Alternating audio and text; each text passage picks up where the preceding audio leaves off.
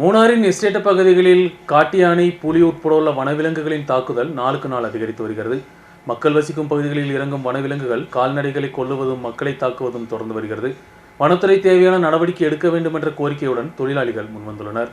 மூணாரின் estate பகுதிகளில் புலியின் தாக்குதல் நாளுக்கு நாள் அதிகரித்து வருகிறது. மக்கள் வசிக்கும் பகுதிகளில் இறங்கக்கூடிய புலி தொழிலாளிகள் வளர்க்கும் கால்நடைகளை தாக்குவதும் தொடர்ந்து வருகிறது. மூணார் சைலண்ட் வேலி, தென்மலை, தேவிகுளம் போன்ற எஸ்டேட் பகுதிகளில் புலியின் தாக்குதலில் கால்நடைகள் கொல்லப்படுவது தொடர்ந்து வருகிறது. எஸ்டேட் தொழிலாளிகளின் ஒரு வருமான மார்க்கமாக இருந்து வந்த பசுக்கள் தான் தினந்தோறும் எஸ்டேட் பகுதிகளில் புலியின் தாக்குதலில் கொல்லப்பட்டு வருகின்றன. எஸ்டேட் வேலை செய்வது போக கால்நடைகளை வளர்த்துதான் தொழிலாளிகள் அன்றாட தேவைகளுக்கான வருமானம் ஈட்டி வருகின்றனர். ஆனால் புலியின் தாக்குதலில் கால்நடைகள் கொல்லப்படுவதால் தொழிலாளிகளின் வருமானம் பாதிக்கப்பட்டுள்ளது. கடந்த சில தினங்களாக எஸ்டேட் பகுதிகளில் புலியின் தாக்குதல் அதிகரித்து கால்நடைகள் கொல்லப்பட்டு வரும்போதும் வனத்துறை தேவையான பாதுகாப்பு நடவடிக்கைகள் ஒன்றும் எடுப்பதில்லை என்றும் புகார் எழுந்துள்ளது. மூணாரை பொறுத்த வரைக்கும் மக்களுடைய வாழ்வாதாரன்றது எப்படின்னு பாத்தீங்கன்னா, ஒரு மனிதன் இன்னைக்கு எஸ்டேட்ல மாடை வளர்த்து அந்த பாலை விலைக்கு கொடுத்து தான் இன்னைக்கு எல்லாரும் பிள்ளைகளையும் படிக்க வைக்கக்கூடிய ஒரு சூழ்நிலை. இது பல தடவை நம்ம இந்த மாதிரி பேப்பர் நியூஸுகள்லாம் சொல்லிட்டு இருக்கிறோம்.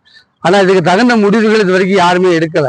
இப்போ சைல்டு வேலி 3rd டிவிஷனில் பார்த்தீங்கன்னா காட்டு மாடையும் அடிச்சிருக்குது, வீட்டில் வளர்க்கக்கூடிய மாடையும் அடிச்சிருச்சு. அப்போ ஒரு புலி கிடையாது. ஒரு புலி ஒரே நேரத்தில் 2 மாடை கண்டிப்பாக நம்மளால அடிக்காது. அப்போ அங்கே எத்தனை புலி இருக்குன்னு தெரியல. ஆளுங்க வேலைக்கு போகிறதுக்கு பார்த்தீங்கன்னா காலைல எஞ்சி வேலைக்கு போகிறதுக்கு பயந்து நிறைய பேர் நடக்க முடியாதவங்க, இந்த மாதிரி பாவப்பட்ட தொழிலாளிகள் வேலைக்கு போகிறதுக்கு இன்னைக்கு பயப்படக்கூடிய ஒரு சூழ்நிலை ஆகிப்போச்சு. குண்டுமலையில் அதே மாதிரி தொழிலாளியோட மாடு தான், தேவிகுளம் லோயரில் அதே போல தொழிலாளிகளோட மாடு.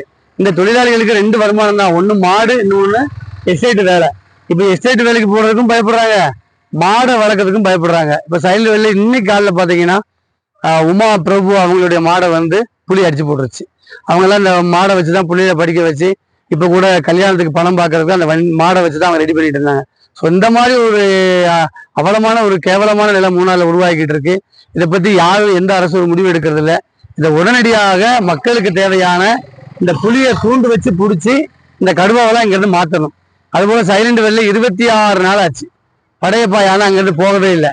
ஆராதி வராங்க, மக்களும் போறாங்க பார்க்குறாங்க, படையப்பா அங்கேருந்து போக மாட்டேங்குது. அப்போ அதை மாற்றுறதுக்கு ஒரு சொல்யூஷன் கண்டிப்பான முறையில் சர்க்கார் எடுக்கணும். காலையில் சைலண்ட் வேலி எஸ்டேட்டில் புலியின் தாக்குதலில் பசு ஒன்று கொல்லப்பட்டது. கடந்த தினம் தென்மலை எஸ்டேட்டில் 3 பசுகள் புலியின் தாக்குதலில் கொல்லப்பட்டுள்ளன. தேவிகுளம் எஸ்டேட்டிலும் கடந்த தினம் புலியின் தாக்குதலில் பசு கொல்லப்பட்டுள்ளது. இதேபோன்றே அனைத்து எஸ்டேட் பகுதிகளிலும் புலியின் தாக்குதலில் கால்நடைகள் கொல்லப்படுவது தொடர்ந்து வருகிறது. அது மட்டுமல்லாமல் எஸ்டேட் தேயிலை தோட்டங்களுக்கு வேலைக்கு செல்வதற்கும் தொழிலாளிகள் பயந்து வருகின்றனர். புலியின் தாக்குதல் அதிகரித்து வரும் நிலையில் வனப்பகுதியோடு சேர்ந்துள்ள எஸ்டேட் பகுதிகளில் வீட்டிலிருந்து வெளியே இறங்க முடியாத நிலையும் ஏற்பட்டுள்ளது. எஸ்டேட் தொழிலாளிகள் வேலைகளுக்கு புலியின் தாக்குதலுக்கு பயந்துதான் செல்ல வேண்டிய நிலை உள்ளது. உடனடியாக சம்பந்தப்பட்ட வனத்துறை அதிகாரிகள் புலியின் தாக்குதலுக்கு தேர்வுக்கான நடவடிக்கை எடுக்க வேண்டும் என்று தொழிலாளிகளும் பொதுமக்களும் கோரிக்கையை முன்வைத்துள்ளனர். News bureau, Munnar.